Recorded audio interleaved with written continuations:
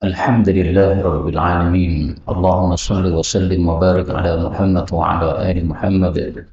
اللهم انفعنا بما علمتنا وعلمنا ما ينفعنا وزدنا علما وبارك لنا في علمنا وارزقنا الإخلاص في القول والعمل كاملا وعلما نافعا لا ينسى وتوفيقا دائما وصحة ويقينا وعافية. آمين يا رب العالمين. Alhamdulillah kaum muslimin rahimani wa rahimakumullah. Kita lanjutkan pengajian kitab Al-Jami' As-Shaghir karya Al-Hafidh As-Suyuti yang sudah wafat pada tahun 911 Hijriah rahimahullah ta'ala. Dan kita sudah sampai pada hadis 2821.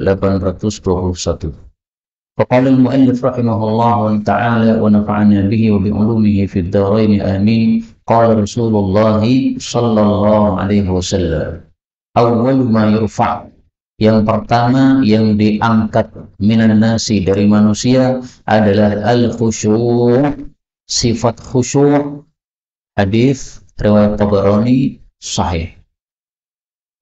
Yang dimaksud khusyu' artinya adalah tunduk, maksudnya tunduk kepada Allah Subhanahu wa ta'ala. Dan khusyuk itu sumbernya adalah khasyah, takut kepada Allah Subhanahu wa ta'ala. Jadi ringkasnya, khusyuk yang dimaksud di sini adalah takut yang ada dalam hati kita kepada Allah Subhanahu wa ta'ala yang menimbulkan khusyuk atau tunduk kepada Allah Subhanahu wa ta'ala. Termasuk khusyuknya kita di dalam salat itu sumbernya dari khasyah atau takut kepada Allah Subhanahu wa ta'ala. Maka semakin bagus takutnya orang kepada Allah, akan semakin khusyuk di dalam salatnya. Seorang ulama, Al-Imam Al-Baqir, ketika dia berwudu, dia ketakutan, pucat pasi. Maka ditanya oleh seseorang, kenapa setiap kamu berwudu kok pucat pasi kayak begitu? Maka dia mengatakan, kamu tahu tidak, setelah wudu kita akan menghadap siapa? Menghadap Zat yang Maha Kuasa. Maka baru wudu saja sudah ketakutan. Nah, kalau sudah seperti itu orangnya, pasti salatnya akan khusyuk sempurna. Nah, kenapa kita kok salatnya belum khusyuk? Allahu Akbar, teringat pasar, teringat utang, teringat macam-macam. Ya. Kenapa itu? Ya karena khasyah kita, takut kita kepada Allah itu belum sempurna. Nah, khusyuk inilah yang pertama dicabut oleh Allah dari manusia. Semakin lama semakin jarang orang yang memiliki khusyuk atau takut kepada Allah Subhanahu wa ta'ala. 822. Awal syai'in, pertamanya sesuatu yurfa' min hadhil ummah, yang dicabut dari umat Islam ini adalah al-khusyu', hatta sehingga la tara fiha, kamu tidak melihat pada umat Islam ini khasyi'an, orang yang khusyuk. Jadi nanti akan datang masanya tidak ada orang yang khusyuk. Sekarang masih ada, tapi jarang. Al-Hasan Al-Basri, ulama besar, ditanya, apakah Anda itu beriman?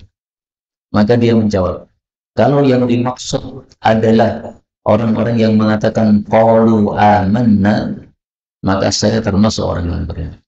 Tetapi kalau yang antum maksud orang beriman adalah yang disebutkan di dalam surah Al-Anfal, innamal mu'minuna alladzina idza dzukirallahu wajilat qulubuhum. Tiada lain orang-orang yang imannya sempurna adalah orang-orang yang kalau disebut Allah maka langsung ketakutan hatinya, dan kalau dibacakan ayat-ayat Allah yaitu Al-Quran langsung tambah imannya dan tawakal hanya kepada Allah Subhanahu wa ta'ala. Kalau ini yang antum maksud, fala adri, maka saya tidak tahu apakah saya termasuk beriman atau tidak. Itu jawaban Hasan Al-Basri, ulama yang terkenal, yang salatnya sangat khusyuk, lama berdiri salat tidak merasa susah, tidak merasa lelah. Bagaimana lagi dengan kita yang diimami panjang sedikit saja sudah mengeluh lelah? Maka kita pasti bukan termasuk orang-orang yang dimaksudkan di sini al-mu'minun, orang-orang beriman yang imannya sempurna. Jadi iman itu juga bertingkat-tingkat. Ya, kita termasuk orang beriman, alhamdulillah ya. Tapi kalau tingkat sempurna iman belum. 823. Awalu, pertama, ma yudha'u, yang diletakkan fil mizan, di dalam timbangan amal, itu adalah al-khuluqul hasan, akhlak yang baik. Hadis ini dhaif. Tetapi makna hadis ini bahwa besok di akhirat ada timbangan menimbang amal, ini makna yang sahih. Banyak sekali dalil-dalil menunjukkan bahwa yang ditimbang nanti di akhirat ada tiga. Amalannya ditimbang, orang yang beramal juga ditimbang. Jadi kita ini akan ditimbang. Kemudian catatan amal juga ditimbang. Tiga-tiganya ditimbang. Adapun hadis yang sahih tentang akhlak yang baik adalah sabda Nabi Shallallahu Alaihi Wasallam bahwa akhlak yang baik ini yang paling berat besok di timbangan amalan manusia. Rasul bersabda, "Afqalu syai'in fil mizan", paling beratnya sesuatu dalam timbangan amal adalah al-khuluqul hasan, akhlak yang baik. Karena itu mari dua. Pertama, mari tambah akhlak yang baik kita. Yang kedua, mari setiap hari minta akhlak yang baik. Allahumma kama hassanta khalqi fahassin khuluqi. Ini dibaca setiap hari. Karena yang bisa membaguskan akhlak kita ya Allah. Kita nggak punya kemampuan untuk membaguskan akhlak kecuali usaha. Tapi yang ngasih akhlak yang baik hanyalah Allah Subhanahu wa Ta'ala. Akhlak yang baik itu intinya apa? Intinya dua, bazlun nada wa kafful adha. Berikan kebaikan-kebaikan kepada orang lain dan tahanlah gangguan kepada orang lain. Jangan sampai ada apapun yang mengganggu orang lain. Baik itu ucapan, baik itu perbuatan, baik itu tingkah laku, baik itu parkir mobil sampai mengganggu orang. Jangan sampai. Ini saya seringkali nyontohin parkir mobil, kenapa? Karena saya berada di satu kampung, di situ Gang Buntu. Ada sebagian orang itu parkir mobil salah-salah. Langsung aja taruh depan rumah, tidak dipepetkan, sehingga tetangga yang lain yang mau masuk pasti terhalang. Saya juga geleng-geleng, ada manusia kayak begini. Nih. Itu orang-orang yang pasti bermasalah di dalam rizkinya yang dimakan itu. Sehingga dia melakukan perbuatan mengganggu tetangga, tapi merasa nggak apa-apa. Ini pasti ada masalah. Ya. Mungkin kerja di bank sehingga yang dimakan itu uang riba atau bagaimana nggak ngerti saya. 824. Awwalu ma yudha, pertama yang ditaruh fi mizanil abd, di dalam timbangan hamba adalah nafaqatuhu ala ahli, nafkahnya kepada keluarganya. Tapi hadis ini juga dhaif. Tetapi memang nafkah kepada keluarga, anak istri itu tingkatannya tinggi di dalam Islam. Dalilnya kita temukan hadis yang sahih. Rasulullah mengatakan arba'atu dananir. Ada 4 dinar. Mana yang lebih besar pahalanya? Bandingkan. 1 dinar a'taitahu miskinan. Ada orang miskin, kamu kasih 1 dinar. Wa dinar a'taitahu fi raqabah. Ada budak ingin memerdekakan diri, kamu bantu dengan 1 dinar. Wa dinarun anfaqtahu fi sabilillah. Dinar engkau infakkan untuk sabilillah. Sabilillah zaman dulu perang. Nih. Wa dinarun anfaqtahu ala ahlik. Kemudian 1 dinar kamu kasih kepada anak istri. Afdaluha alladhi anfaqtahu ala ahlik, kata Nabi, yang paling afdal, maksudnya paling besar pahalanya itu adalah yang kamu infakkan untuk keluarga. Hadits riwayat Bukhari, derajatnya sahih. Tapi jangan salah paham. Kalau begitu semua uang saya berikan kepada keluarga supaya mereka gendut-gendut, lemu-lemu, sehingga sering ngantuk, turun kakean, sehingga malas ibadah, tidak pernah infak untuk sabilillah. Salah seperti itu. Maksudnya dari 4 ini yang paling wajib itu adalah apa? Keluarga, gitu. Artinya kalau uangnya sedikit maka dahulukan keluarga, jangan mendahulukan sabilillah. Salah itu. Dibiarkan anak istrinya kelaparan sementara dia sedekah ke sana kemari untuk jihad fisabilillah. Itu salah seperti itu. Anak istrimu wajib di nomor 1 kan. Dicukupi dulu, kalau udah cukup nah baru ke sana kemari. Itu maksudnya. Kemudian 25. Awwalu ma yuqda, pertama yang diputuskan bainan nas di antara manusia yaumul qiyamah, besok pada hari kiamat, adalah fid dima, dalam masalah darah. Maksudnya pembunuhan. Jadi urusan antar manusia, ada pembunuhan, ada pencurian, ada penzaliman, ada penuduhan. Nah, itu urusan yang pertama dibereskan oleh Allah adalah pembunuhan. Ini menunjukkan apa? Dosa membunuh itu dosa terbesar. Tentu saja terbesar setelah syirik. Ya, syirik nomor satu, bawahnya apa? Membunuh. Dalil yang pertama ini. Dalil yang kedua dalam Al-Quran. Allah Subhanahu wa Ta'ala menyebutkan urutan dosa pada surat Al-Furqan ayat 68. Walladzina la yad'una ma'allahi ilahan akhar. Orang yang tidak syirik. Wala yaqtuluna nafsa, tidak membunuh orang. Wala yaznun, tidak berzina. Nah, urutannya tiga. Syirik, membunuh, zina. Dalil yang ketiga, bahwasanya membunuh ini adalah dosa terbesar setelah syirik. Rasulullah bersabda, la zawalud dunya ahwan 'ala Allah. Sungguh semua dunia ini binasa, hilang, itu lebih ringan bagi Allah daripada dibunuhnya satu orang muslim. Hadis riwayat Tirmidzi sahih. Nah, maka kita temukan tiga dalil menunjukkan betapa besarnya dosa membunuh, sehingga Allah pun akan membereskan yang pertama kali besok di akhirat. Dua nih. Awwalu ma yuhasabu, yang pertama dihisab bihil abdu, terhadapnya seorang hamba itu adalah as-salatu, amalan salat. Wa awwalu ma yuqda bainan nas, yang pertama dibereskan antar manusia adalah fiddima, dalam masalah darah atau pembunuhan.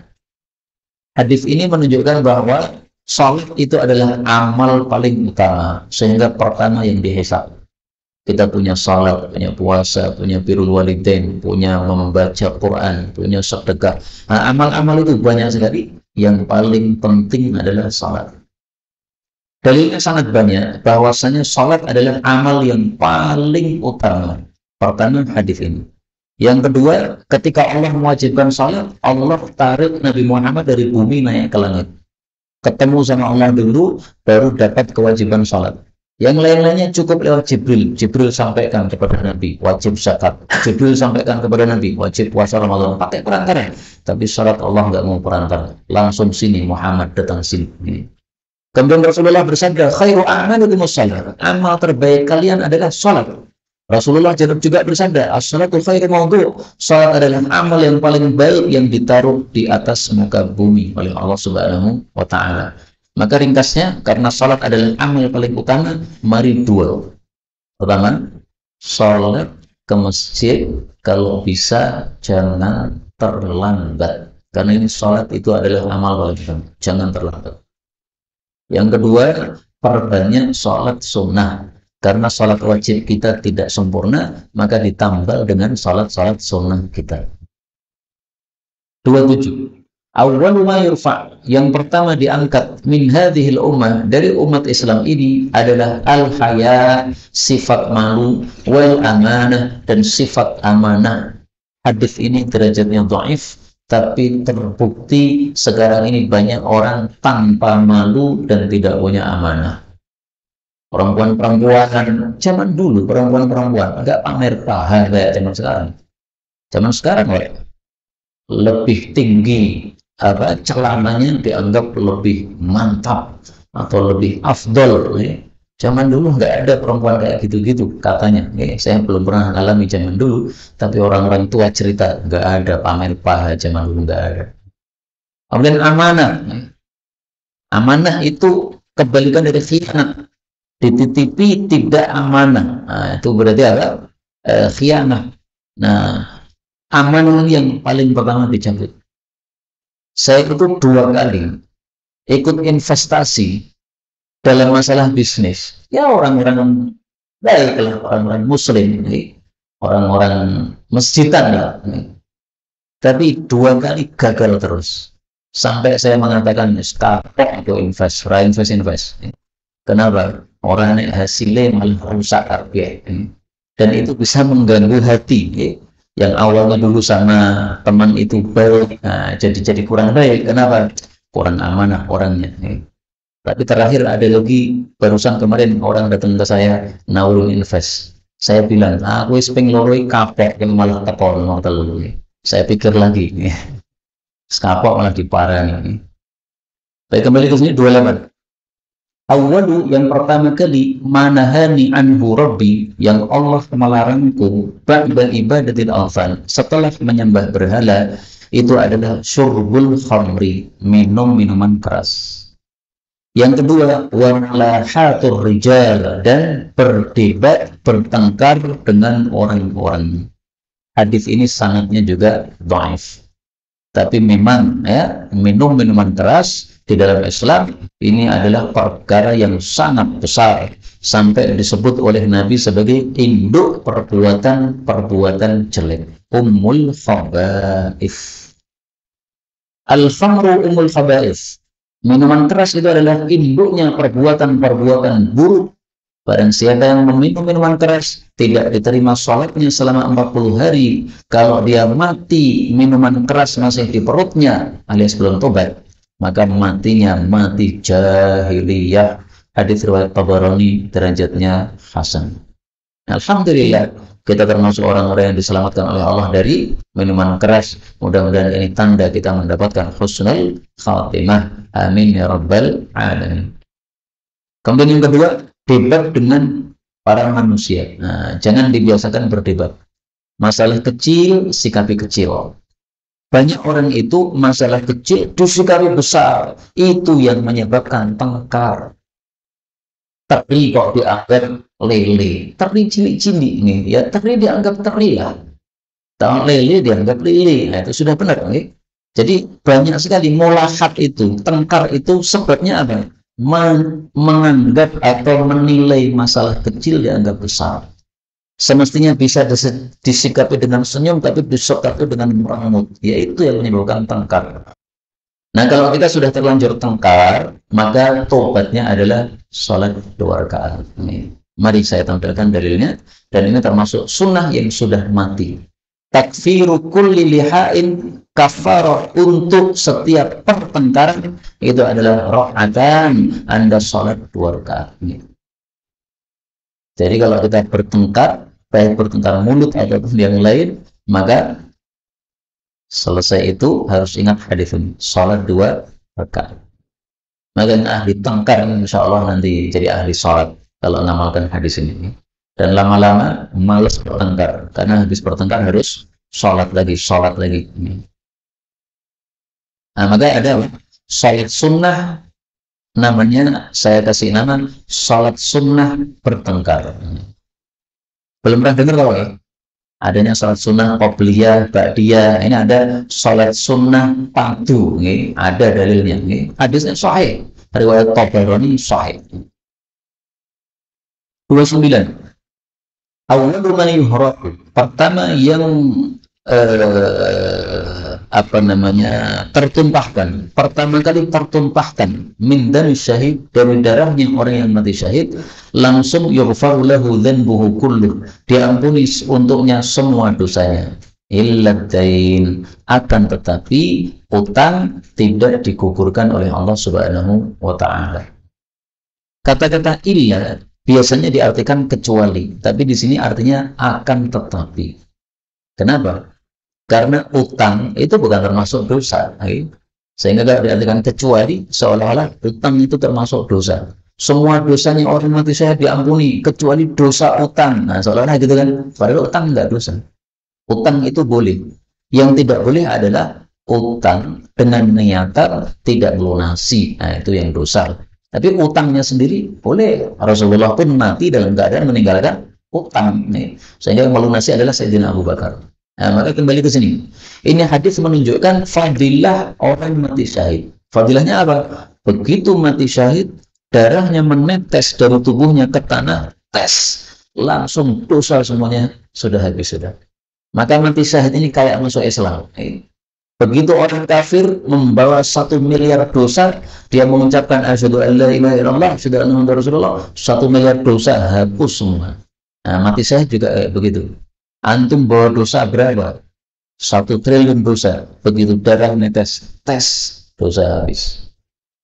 Tetapi hadis ini juga menunjukkan pentingnya ad-dain, melunasi utang. Kalau belum lunas utang-utangnya, meskipun kamu matinya mati syahid, belum bisa langsung masuk surga. Masih tertahan dulu. Kenapa tertahan dulu? Karena belum digugurkan oleh Allah Subhanahu wa taala. Jadi hadis ini sama dengan hadis yang lain, di mana Nabi mengatakan, "Shahibud daini ma'surun bidaini." Pemilik hutang itu tertahan dengan sebab utangnya dalam kuburnya. Inna sahibakum ma'surun bidain. Sesungguhnya sahabat kalian yang mati ini sekarang ini sedang tertahan. Kenapa? Gara-gara utangnya belum dia lunasi. Hadis riwayat Abu Dawud sahih. Jadi maksudnya Nabi menyuruh kerabat-kerabatnya supaya segera lunasi utangnya. Kasihan dia di kuburnya. 30. Awwalu man asfa'u lahu. Yang pertama kali saya kasih syafaat Yaumal qiyamah, besok pada hari kiamat, min ummati, dari umatku, adalah satu, ahlu baiti, ahlul baitku. Yang dimaksud ahlul bait Nabi dua, Bani Hashim sama Bani Muttalib. Thummal aqrab fal aqrab min Quraisy. Kemudian yang terdekat lalu terdekat dari suku Quraisy. Karena suku Quraisy ini termasuk kerabat Nabi, tapi kerabat luas nih, kabilahnya Nabi. Thummal ansar, kemudian orang-orang Ansar. Orang Ansar ini kerabat Nabi tapi dari sisi ibu. Kalau Quraisy ini kerabat Nabi dari sisi bapak. Dan hadits ini sekaligus menunjukkan bahwa orang-orang Muhajirin, orang-orang Quraisy lebih utama daripada orang-orang Ansar, karena Ansar nomor 2. Thumma, kemudian, man amana bi wattaba'ani minal Yaman. Orang yang iman kepada saya dan mengikuti saya dari Yaman. Thumma min sa'iril Arab, kemudian dari seluruh orang-orang Arab yang lain.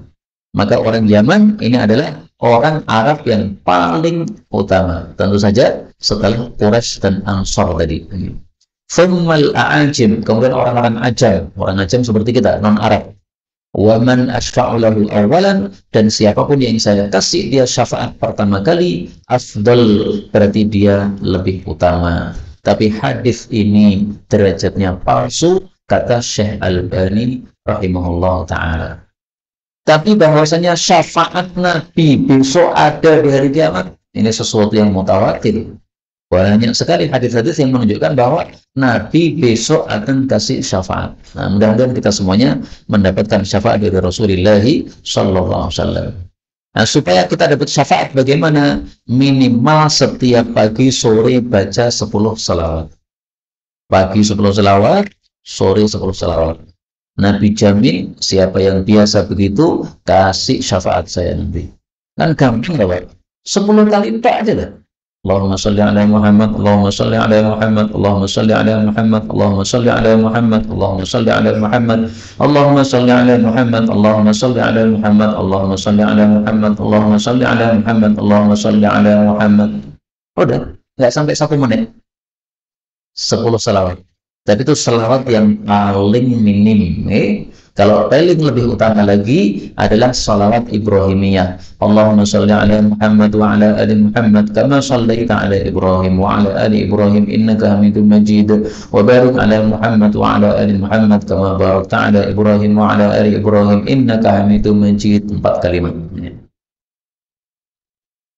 32. Awwalu man yalhaquni, yang 31.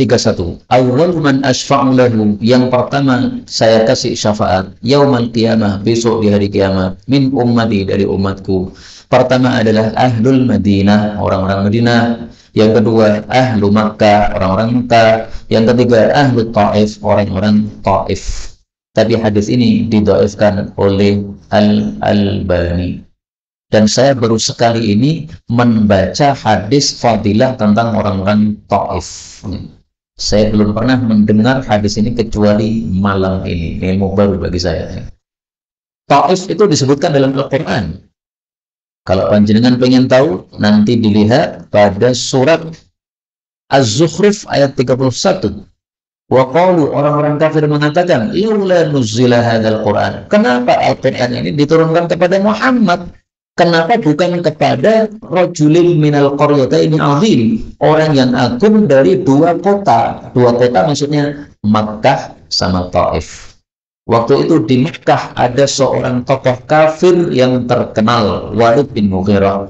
Waktu itu ada tokoh kafir di Taif. Nah, mereka tidak terima, masa Nabi Muhammad yang diangkat. Muhammad orang miskin, nggak terkenal, nggak punya jabatan, anak yatim. Yang diangkat Nabi itu yang punya jabatan. Nah, mereka tidak terima apa? Nabi Muhammad jadi Nabi. Nah, qaryah di sini yang dimaksud adalah apa? Makkah sama Taif. 32. Awal yang pertama mayalhaquni menyusul saya min ahli dari keluarga saya anti ya Fatimah, kamu wahai Fatimah. Maksudnya setelah Nabi wafat, maka yang pertama kerabat Nabi wafat adalah Fatimah. Ini hadisnya memang sanadnya dhaif, tapi maknanya sahih. Kita temukan dalam hadis sahih Bukhari dan Muslim. Fatimah nangis lalu tertawa. Maka Aisyah heran.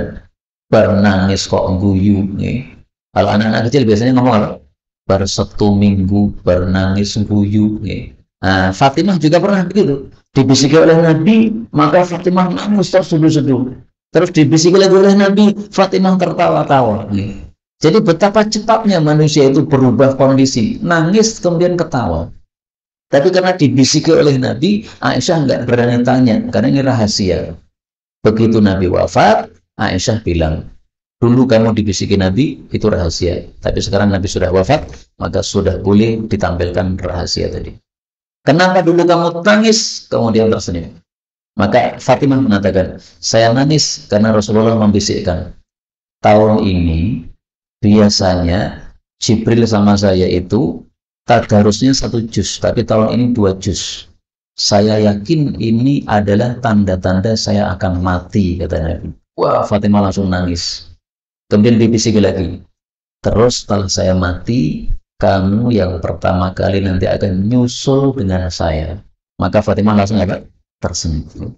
Karena tahu kalau nyusul dengan Nabi pasti masuk surga. Nyusul Nabi loh. Nabi nggak mungkin masuk neraka, nggak mungkin. Nah, berarti yang pertama kali masuk surga setelah Nabi masuk surga karena mati, saya langsung tersenyum. Maka hadis ini sahih maknanya. Wa awwalu man yalhaquni, dan yang pertama kali menyusul saya min azwaji dari istri-istri saya adalah Zainab, maksudnya adalah Zainab binti Jahshin. Karena Zainab ada 2, ada Zainab Ummul Masakin dan ada Zainab bintu Jahshin. Nah, yang dimaksud di sini Zainab binti Jahsh. Ketahuilah Zainab binti Jahsh ini adalah saingannya Aisyah radhiyallahu anha. Orangnya cerdas, nasabnya tinggi, cantik jelita, mirip Aisyah. Maka kata Aisyah, yang paling nyayangi saya ini Zainab. Nah, tapi dia pertama kali nyusul Nabi bukan karena cantiknya, tetapi kenapa? Wahiyya atwalukunna kafan. Dialah yang paling panjang telapak tangannya. Maksudnya paling mudah sedekah. Jadi sedekah itu diibaratkan dengan apa? Panjang telapak tangan. Ketika Nabi menyabdakan seperti ini, para istri-istri Nabi itu memahami hadis sesuai dohirnya, sehingga mereka ukur-ukuran panjang tangan nih. Tanganmu piro panjangnya diukur. Sehingga mereka menganggap dan biasanya, oh yang paling pertama wafat nanti setelah Nabi pasti adalah Saudah. Karena Saudah tangannya paling panjang. Ini kan hadisnya dhaif ya, menyebutkan Zainab. Kalau dalam hadis yang sahih itu Nabi nggak menyebutkan nama. Nabi cuma mengatakan, istri-istriku ini, nanti yang paling pertama mati, kemudian nyusul saya, itu adalah yang paling panjang tangannya. Itu yang sahih begitu, nggak nyebut Zainab. Maka itu sebabnya para istri Nabi pada nutur tangan. Tapi ternyata yang mati bukan Saudah dulu, ternyata Zainab dulu. Nah, dari situ istri-istri Nabi lebih paham. Oh, berarti yang dimaksud panjang tangan di situ adalah banyak sedekah. Maka ini sekaligus dalil fadilah memperbanyak sedekah. Orang memperbanyak sedekah itu lebih mendekatkan diri kepada surga. Semakin banyak sedekahnya, semakin dekat sama surga. Jadi seolah-olah sedekah itu kayak tiket untuk datang ke surga. Jadi semakin banyak berarti semakin apa? Semakin dekat ke surga. Begitu. Maka ini hadis fadilahnya Zainab, istri Nabi SAW. Kalau kita ingin seperti Zainab, maka marilah kita menjadi orang-orang yang ahli sedekah. 3. Awal man tanshaqqu, orang yang pertama kali terbuka anhul ardu, darinya bumi, maksudnya terbelah kuburannya, adalah ana, saya, wala fakhra, dan ini bukan kesombongan. Saya cuma menyampaikan nikmat Allah kepada saya. Thumma tanshaqqu an Abi Bakr wa Umar. Kemudian bumi akan terbelah untuk Abu Bakar dan Umar. thumma tanshaqqu 'anil haramain, kemudian akan terbelah untuk dua tanah haram, yaitu Makkah dan Madinah. Thumma ub'atsu bainahuma, kemudian saya dibangkitkan di antara Makkah dan Madinah. Tapi hadis ini derajatnya dhaif. Seandainya sahih, berarti hadis ini menunjukkan fadilahnya Abu Bakar dan Umar. Dialah yang pertama kali dari manusia kuburannya terbelah setelah Nabi Muhammad Shallallahu Alaihi Wasallam. Tapi karena hadis yang dhaif, tidak bisa kita yakini 100%. Ya bisa jadi benar, bisa jadi tidak. Nah, ditunggu saja apakah besok kuburan Abu Bakar dan Umar itu adalah yang pertama kali. Seandainya betul, itu wajar loh Pak. Kan kuburan Nabi itu sampingnya adalah siapa? Abu Bakar, Umar. Maka kalau kuburan Nabi yang pertama kali melepek, kemudian Nabi keluar dari kuburnya ketika dibangkitkan besok di akhirat, maka wajar seandainya yang sampingnya yaitu Abu Bakar dan Umar, kemudian yang nomor 2, 3. Wajarnya wajar. Tapi apakah benar atau tidak bisa diyakini karena hadisnya dhaif. Adapun kalimat pertama, yang pertama kuburannya terbelah adalah saya, ini sahih dalam hadis yang lain.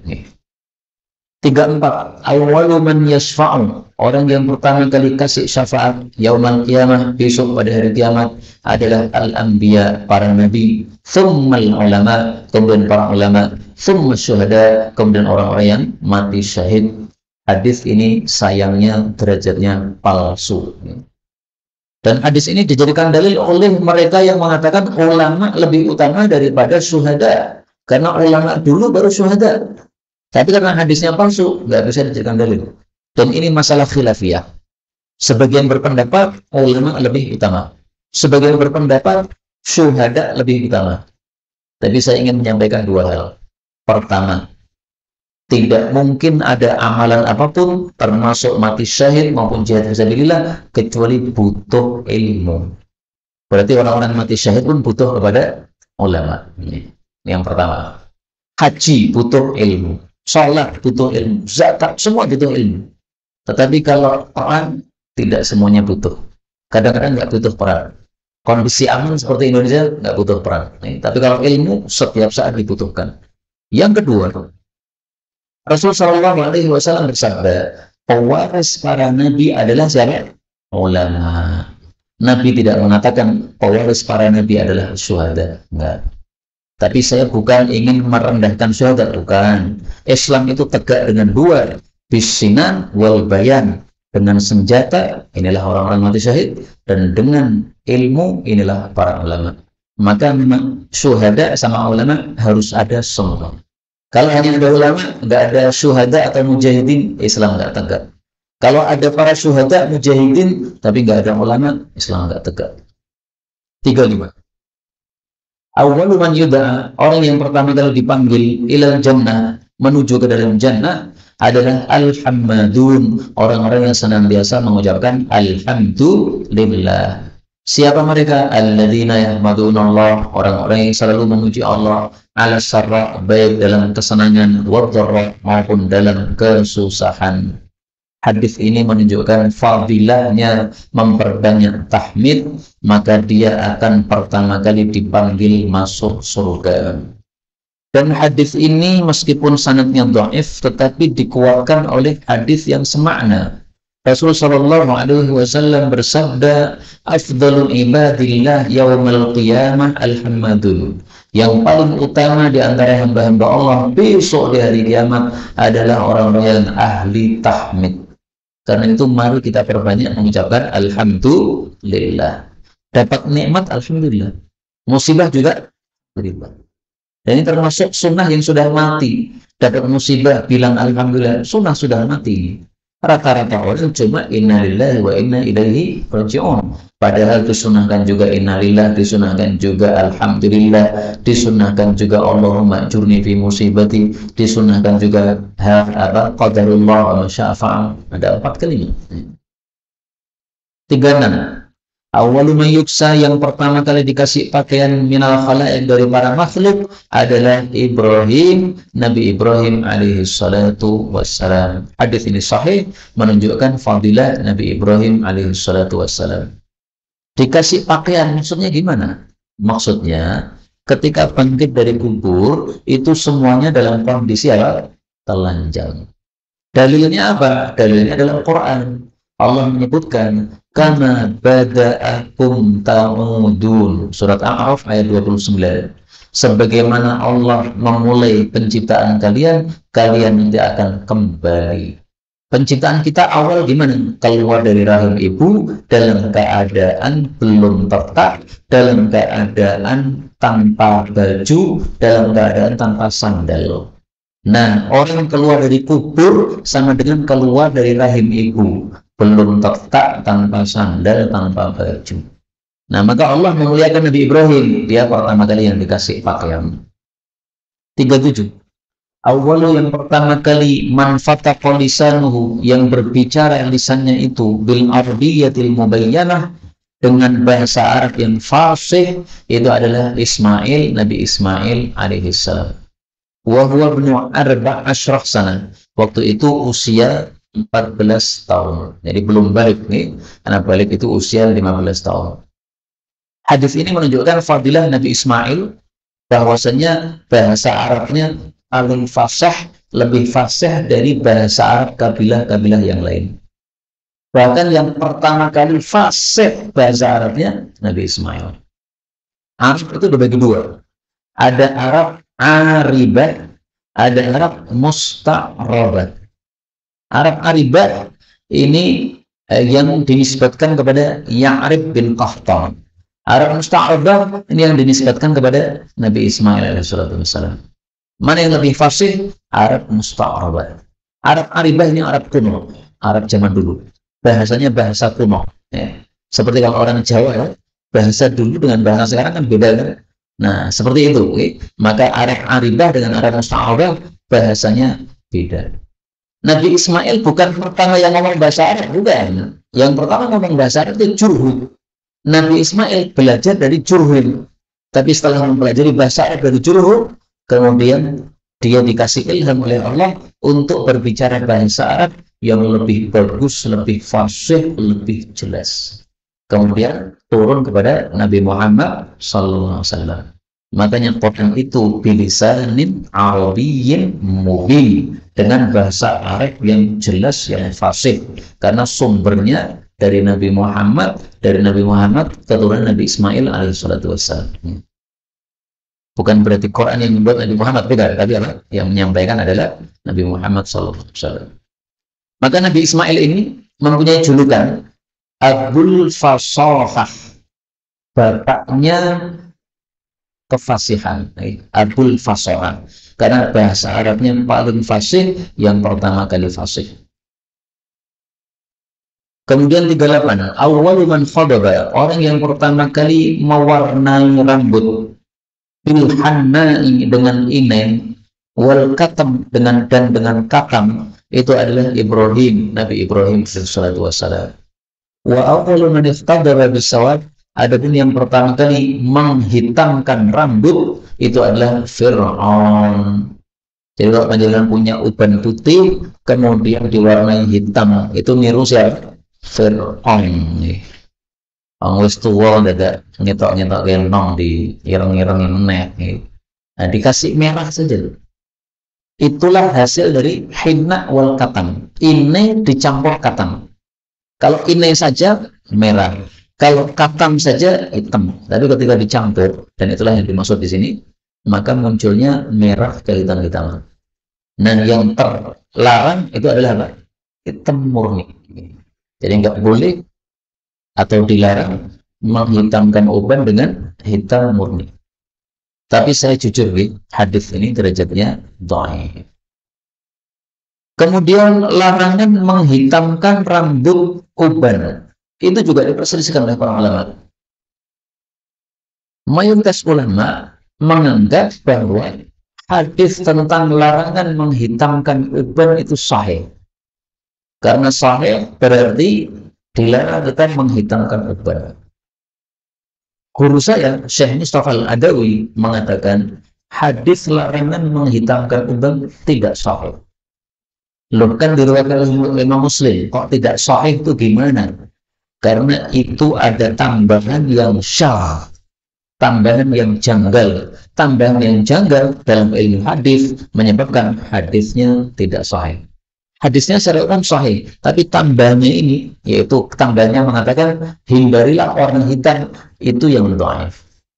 Karena itu kalau dulu saya melihat orang yang ubannya dihitamkan, itu merah, saya marah. Tapi sekarang biasa aja lah. Kenapa? Masih diperselisihkan oleh para ulama. Saya nggak suka, tetapi kalau ada orang yang melakukan, ya saya tidak bisa langsung mengingkari begitu, enggak. Kenapa? Hadisnya pun masih diperselisihkan. Ya lebih amannya nggak usah diganti hitam lah, ganti yang lain. 39.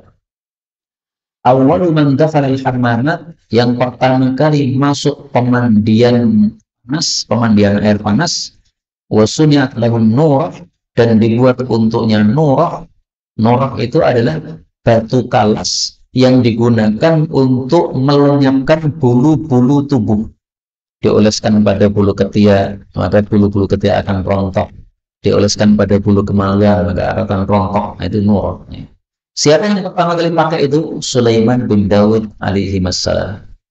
Falamma dakhalahu, tatkala dia masuk ke pemandian umum, pemandian air panas, wajada harra, dia mendapati panasnya, wa ghamman, dan susahnya.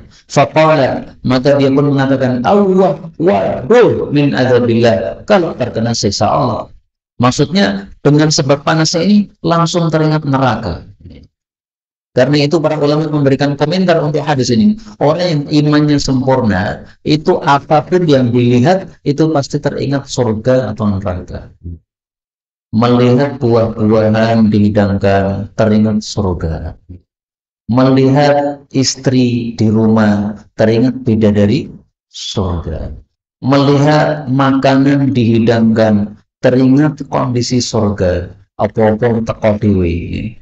Melihat api panas sekali, teringat neraka. Semua yang dilihat, kalau orang imannya sempurna, itu teringat akhirat. Kenapa? Karena akhirat itu yang ada dalam benaknya, sehingga apa-apa langsung teringat. Nah, mari kita lihat apakah kita seperti itu atau belum. Kalau belum, berarti tingkat iman kita yang masih segitu-gitu aja.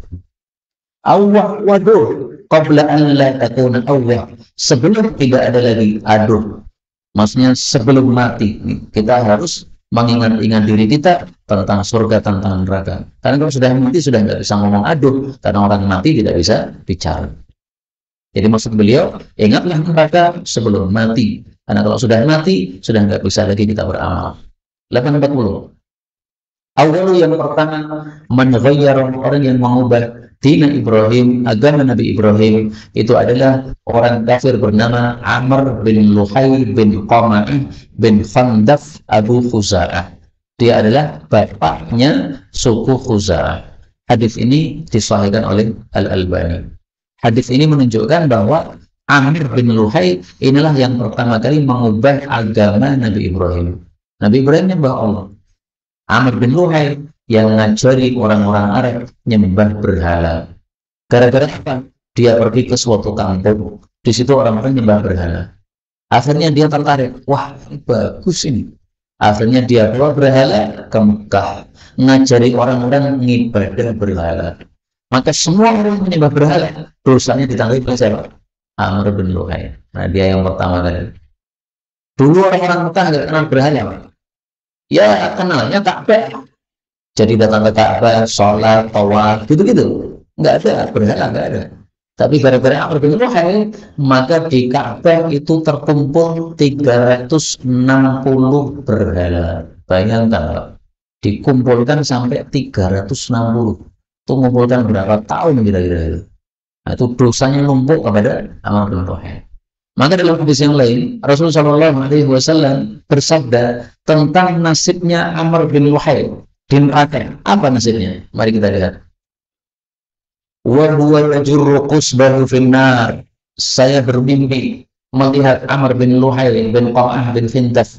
Dia sedang menyeret ususnya di dalam neraka. Artinya ususnya brodol, kemudian dia berjalan-jalan di neraka, kepanasan, kesakitan. Na'udzubillahi min syarri dzalik. Itulah nasib orang yang mengajarkan kesyirikan di tengah-tengah manusia. Maka kita harus berhati-hati betul dari syirik ini. Sebagai penutup, mari kita baca doa Satu doa yang diajarkan oleh Nabi, kalau kita baca, maka kita akan terbebas dari syirik kecil maupun syirik besarnya. Saya baca, panjenengan tirukan. Bismillahirrahmanirrahim.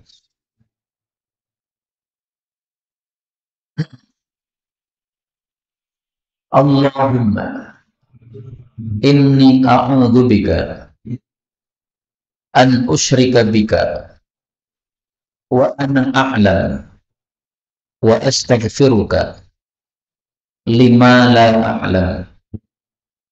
Allahumma inni a'udzu bika an usyrika bika wa ana a'lam wa astaghfiruka lima la a'lam. Allahumma inni a'udzu bika an usyrika bika wa ana a'lam wa astaghfiruka lima la a'lam. Ya Allah, aku berlindung padamu melakukan syirik padahal tahu dan istighfar kepada kamu untuk sesuatu yang tidak ku tahu. Jadi kadang-kadang syirik tapi nggak sadar. Wallahu a'lam bishawab. Alhamdulillahirabbil alamin. Subhanallah rabbana bihamdika asyhadu an la ilaha illa anta astaghfiruka wa atubu ilaik.